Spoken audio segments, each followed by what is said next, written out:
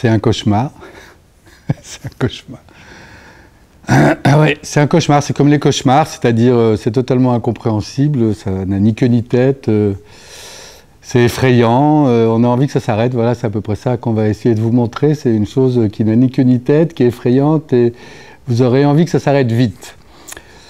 C'est un mélange de plusieurs choses, les cauchemars, c'est ça aussi, c'est un procès, il y a un personnage qui s'appelle La Question, qui juge deux autres personnages, principalement une mère qui est vautrée sur un trottoir, qui est un déchet vautré sur un trottoir et qui est jugée pour à peu près tous les crimes familiaux possibles, c'est-à-dire parricide, matricide, tentation d'infanticide, inceste, accepté, aimé, voulu, enfin des crimes effroyables, quoi.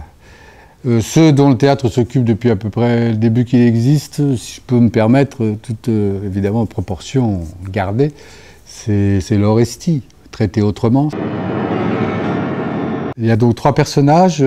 Cette Question qui est jouée par Eugène Durif, qui n'est pas acteur, comme chacun sait, qui est un auteur de théâtre bien connu, qui est le contraire d'un procureur. Je ne voulais pas que La Question soit la méchante loi, il représente la loi, les lois.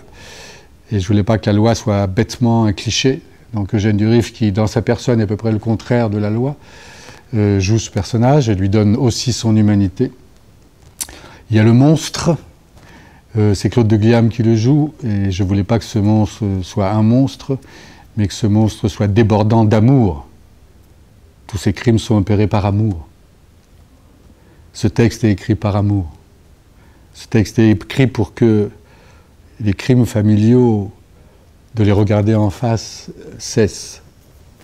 Il n'est pas écrit par délectation, il n'est pas écrit par provocation, pas du tout, pas du tout.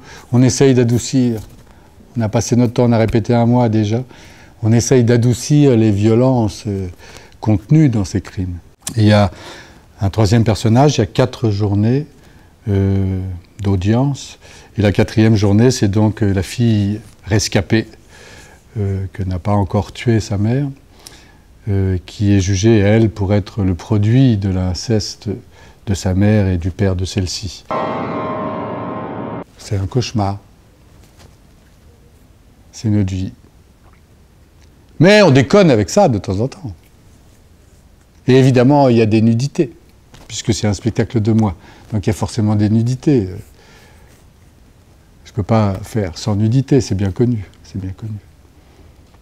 Ce ne sont pas du tout des nudités érotiques, il n'y a pas une seconde d'éros dans ce spectacle. C'est des nudités qui disent le temps qui passe sur nos corps, saisis par la mort, qui disent la fraîcheur d'un corps de jeune fille qui, lui aussi, mourra. C'est pas un fait divers, c'est pas un fait divers, c'est un rêve qui mélange le réel et l'inconscient. C'est une chose de l'inconscient. C'est un dispositif scénique très simple, avec un mode d'expression et de jeu délicat, le plus délicat possible, pour faire passer ces choses inadmissibles.